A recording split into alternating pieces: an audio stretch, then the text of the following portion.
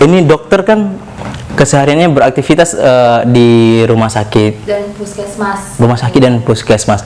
Dok, ini ada semacam apalah dikatakan sekarang ya pada saat ini, dokter itu adalah pilarnya bangsa saat ini. Kenapa? Memang kita paling terdepan itu adalah dokter dan perawat dan para medis lah kita katakan. Ada kekhawatiran nggak, Dok, pada saat menjalankan tugas? Ya, benar ya. Jadi itu pertanyaannya sangat manusiawi ya. Jadi untuk melawan coronavirus ini sebenarnya saya juga tekankan bukan hanya dokter, kita tenaga medis itu bersama-sama. Bahkan pegawai desinfektan, cleaning service juga sangat bekerja sama ya. Jadi memang di garda utama adalah dokter, kemudian perawat, kemudian bidan ya. Apabila misalnya ada ibu-ibu yang terinfeksi mungkin kan, kemudian sampai yang saya bilang tadi Van, cleaning service yang nyemprot desinfektan itu juga mereka tuh sangat berjasa juga, termasuk juga kalau dia kasus kematian orang yang ngangkat mayatnya juga itu. Jadi memang iya benar, menguburkan jenazah kan nggak sembarang orang, nggak semua orang kan mau menguburkan jenazahnya, ada prosedurnya karena iya resiko tinggi sekali ya kan. Jadi kalau saya dari segi saya sebagai dokter, kekhawatiran pasti ada ya dalam bertugas, tetapi kita juga berangkat dari profesi, karena kita profesi yang kita disumpah bahwa kita akan menolong orang lain dan mengutamakan untuk menyelamatkan orang lain. Jadi ya kita harus ingat sumpah kita dulu sebagai profesi ya. Jadi kekhawatiran misalnya kekhawatiran itu akan muncul ketika pasien bohong, terus terang ya. Jadi kekhawatiran itu akan muncul ketika orang memberikan informasi kepada dokter tetapi informasinya itu nggak bohong atau dia menutup-nutupi. Yang jadi pertanyaan saya begini, Dok. Ini kan gejala tadi dokter udah menjelaskan, gejala ringannya kita mungkin flu gitu kan. Gejala sedangnya tadi apa, Dok? Pada gejala sedang sesak nafas, demam dan baru gejala beratnya itu pneumonia, ada sesak nafas gitu kan. Jadi pada saat dokter lagi bertugas nih, kan nggak semua penyakit itu ini kan nggak semua penyakit adalah corona gitu kan. Tiba-tiba ada pasien asma yang berobat. Ini bagaimana penanganannya, Dok? Kalau misalnya cerita pertama di paling dasar dulu ya, puskesmas ya, pusat kesehatan masyarakat yang paling dasar ya. Jadi kalau kita di puskesmas ada pasien-pasien yang kita curigai atau tidak curigai corona, kita melakukan screening. Jadi sekarang Van, kita ada kok sumber yang bisa dipercaya seperti covid19.go.id. Itu memang kita harus sering baca. Jadi semua pasien itu kita perlakukan sama, cuman yang kayak saya lakukan tadi yang pertama, thermal dulu. Jadi kayak di puskesmas ataupun di kantor, di sekolah, saya rasa sekarang sudah menerapkan semua orang yang mau masuk ke dalam tempat itu maka dia harus diukur dulu suhunya. Kemudian ditanya ada nggak riwayat bepergian atau ada tidak riwayat saudaranya atau tetangganya atau bagaimana lah gitu kan yang terkontak sama dia dan dia baru dari luar kota. Kemudian kita screening normal, tadi kan normal semua nih teman-teman kan, normal, kemudian berobatlah ke puskesmas. Nanti akan kita arahkan, kita gali lebih dalam lagi penyebabnya apa. Tetapi kalau misalnya dia virus corona dari depan nih, dia kita curiga nih kayaknya nih dari luar kota, kayaknya nih ada gejala gitu kan. Kita periksa di depan, misalnya suhunya tinggi 38, kita cari tahu ada nggak sih batuk, pilek, sesak nggak dia. Terus yang paling penting ada nggak poin dia terkena apakah dia terpapar dengan ada pasien corona positif atau dia dari luar kota atau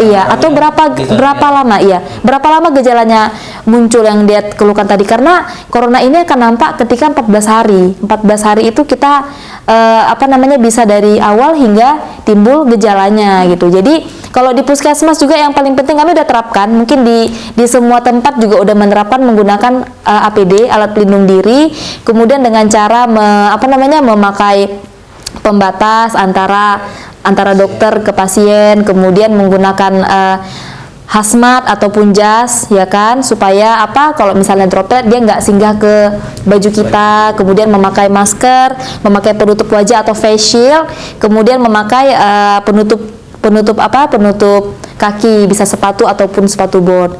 Kalau di puskesmas kan gini, orang misalnya yang sekarang ini ya terintegrasi sih ya dari dari pemerintahan. Jadi kalau misalnya ada pasien-pasien yang dari luar kota, itu langsung melapor ke puskesmas, tapi dari Kepling dulu.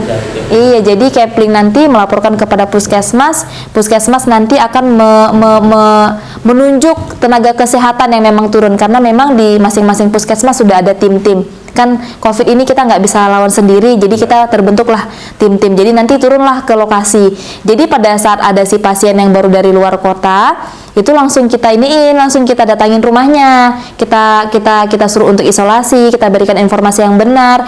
Kalau ada gejala atau apa ya, kita yang datang ke rumahnya. Jadi bukan dia yang datang ke puskesmas. Kenapa kita memudahkan? Kenapa nggak pasiennya datang ke puskesmas? Kenapa? Karena kalau misalnya, iya benar, karena gini, kalau misalnya dia datang ke puskesmas dengan keluhan itu belum tentu semua orang nyaman. Dan kalaupun dia di rumah, kalau dia iya benar, berada di keramaian privasi juga ya kan, privasi juga ya. Kemudian kalau misalnya dia lagi dalam kasus yang ada gejalanya, batuk, pilek, sesak, kita bisa langsung tengok langsung ke lokasi. Jadi dia nggak bawa virus itu kemana-mana keluar gitu. Jadi di rumahnya kita lihat langsung. Jadi kayak jemput bola langsung. Ya kan, kalau misalnya kasus-kasus gawat darurat jarang di puskesmas. Itu kan tadi puskesmas ya, oke kan? Jadi kita langsung ke rumah, ya kita tanyain dan kita evaluasi selama 14 hari. Tetapi kalau di rumah sakit, yang kayak tadi Kak Irfan bilang, gimana kalau dia sesak dok, TB dok, sesak, ya kan? Tapi dia datangnya dengan sesak, gimana caranya? Tetap kita harus tetap memakai tadi APD tadi. Kemudian kita harus screening itu sangat penting. Jadi kita screening awal, kemudian pada pasien-pasien sesak nafas yang karena asma, biasanya dia itu ada riwayat berulang. Oke. Iya, riwayat berulang. Misalnya dia sesak berulang. Kemudian pada pasien TBC paru, ada pasti rekam mediknya juga kan? iya benar. Yang susah kalau dia berobat di Jakarta, kontrol di Jakarta berobat di Simulga itu agak susah ya. Iya, karena kita nggak punya rekam medik kan, iya kan. Cuman kayak pasien-pasien TBC paru, untuk saat ini kan pengobatan TBC kan ke puskesmas. Jadi kan pengobatan 6 bulan. Jadi kalau dia sesak dengan TBC paru, pasti sudah punya riwayat lah minum obat TBC seperti obat merah, obat kuning. Jadi membedakan dengan yang lain prosesnya sangat cepat, 14 hari. Makanya selain pemeriksaan screening, kemudian pemeriksaan fisik ya oleh dokter, kemudian pemeriksaan suhu, kita lakukan kalau kita ragu foto darah rutin dan foto ronsen. Iya. Kenapa pada pasien-pasien dengan corona ini juga muncul pneumonia? Apa tuh? Yaitu infeksi pada paru-paru yang menyebabkan dia sesak nafas gitu ya kan. Kemudian yang paling penting lagi kan, sekarang kan udah banyak nih ya, teman-teman udah tahu ya bahwa sekarang rapid test diagnostik ya, RDT itu kan sudah dibagikan ke puskesmas, kemudian ke rumah sakit. Tujuannya apa? Deteksi awal. Jadi pada pasien-pasien yang kita curigai dia coronavirus atau tidak, ya kita deteksi awal aja dulu. Untuk berikutnya ya kita sesuai dengan prosedur yang ada, apakah akan kita rujuk ke rumah sakit rujukan ya kan, kita juga udah punya rumah sakit rujukan, ataukah bagaimana gitu. Jadi ikut ada prosedurnya sangat jelas gitu. Oke. Mengenai tentang ini tadi menarik waktu dokter bilang kita lapor ke Kepling dulu begitu kan. Iya benar. Tapi ini kita lempar dulu ke Husna. Dari tadi dia melototin saya, dok, kapan ini ngomongnya? Oke. Kita ke Husna. Husna, secara psikologi nih, ini kesadaran masyarakat lah tentunya kan, karena ada istilahnya begini Kak Ade, Husna, saya kembali ke diri saya. Seandainya saya dari zona merah gitu kan, terus saya pulang ke Sibolga dan saya sadar nih saya baru dari zona merah gitu kan, tapi pada saat melapor gitu takutnya malah terkucilkan dari masyarakat. Orang-orang jadi nggak mau, jangan dekat-dekat sama si Irfan, nanti kena corona, kan baru pulang dari Jakarta dia itu. Padahal itikat kita baik untuk melapor, tapi malah dikucilkan. Ini dari perspektif psikologi gimana nih, Husna?